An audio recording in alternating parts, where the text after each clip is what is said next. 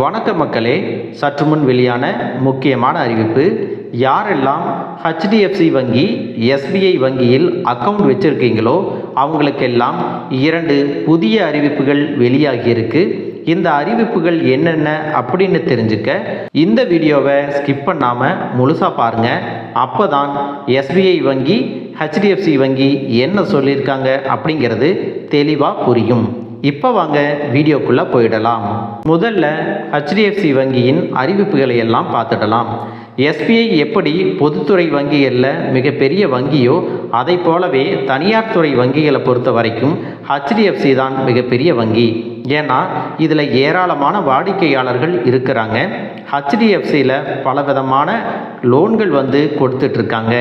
வட்டி அதிகமாக இருந்தாலுமே சிபில் ஸ்கோர் குறைவாக இருந்தால் கூட சில விதிகளை எல்லாம் பின்பற்றி லோன்கள் கொடுக்குறாங்க.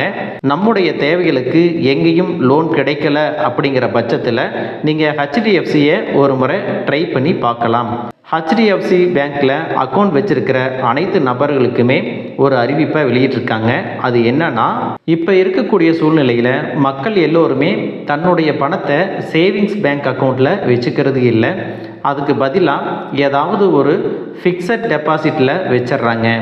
அது மாதிரி செய்கிறதுனால சேவிங்ஸ் அக்கௌண்ட்டில் அவங்க மெயின்டைன் பண்ணக்கூடிய தொகையானது ரொம்பவே குறைவாக இருக்குது. அதோடு சேவிங்ஸ் அக்கௌண்ட்டில் அவங்க பயன்படுத்திட்டு வர பணமானது டிரான்சாக்ஷன் பண்ணுறதுக்காக மட்டும்தான் பயன்படுத்திகிட்டு இருக்கிறாங்க. டெபாசிட்டாக எதுவும் வைக்கிறது இல்லை.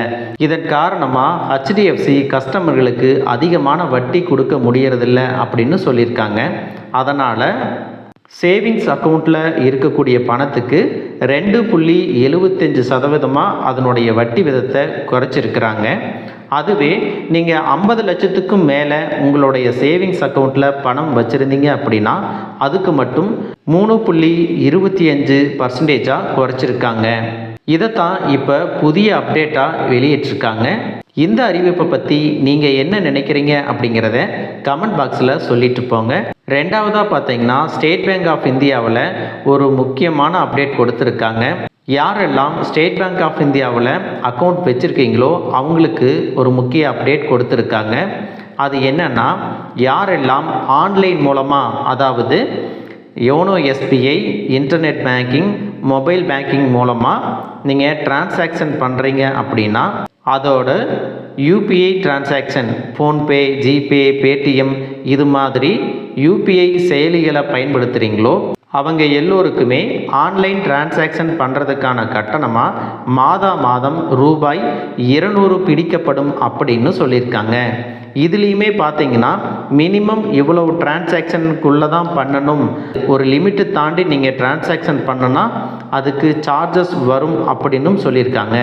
இந்த சார்ஜஸ் எல்லோருக்கும் ஒரே மாதிரி பிடிக்கிறது இல்லை.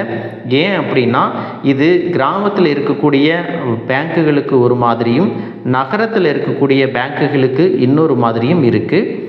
நீங்கள் எந்த பிரான்ச்சில் அக்கௌண்ட் வச்சுருக்கீங்களோ அந்த பிரான்ச்சில் இந்த UPI செயலிகளுக்கும் ஆன்லைன் டிரான்சாக்ஷனுக்கும் எவ்வளவு சார்ஜஸ் பிடிக்க போகிறாங்க அப்படிங்கிறத கேட்டு தெரிஞ்சுக்கலாம். நம்ம பிரான்ச்சுக்கான லிமிட் எவ்வளவு கொடுத்துருக்காங்க அப்படின்னு தெரிஞ்சுக்கிறது மூலமாக இந்த 200 ரூபாய் கட்டணம் நமக்கு வராத மாதிரி பார்த்துக்கலாம். ஏன்னா லிமிட்டுக்குள்ளே நம்ம டிரான்சாக்ஷன் பண்ணோம்னா நமக்கு சார்ஜஸ் கொடுக்க மாட்டாங்க. லிமிட் கிராஸ் பண்ணும்போது தான் நமக்கு சார்ஜஸ் போடுவாங்க அப்படிங்கிறத ஞாபகத்தில் வச்சுக்குங்க. மக்களே, இந்த 2 அறிவிப்புகளும் உங்களுக்கு ரொம்பவே பயனுள்ளதாக இருந்திருக்கும் அப்படின்னு நினைக்கிறேன். இது போன்ற கவர்மெண்ட் அறிவிக்கின்ற அனைத்து உண்மையான அப்டேட்டுகளையும் தெரிஞ்சுக்க நம்ம சேனலை சப்ஸ்கிரைப் பண்ணுங்கள். வீடியோ பிடிச்சிருந்தா ஒரு லைக் பட்டனையும் தட்டி விட்டுருங்க. தேங்க்யூ ஃபார் வாட்சிங்.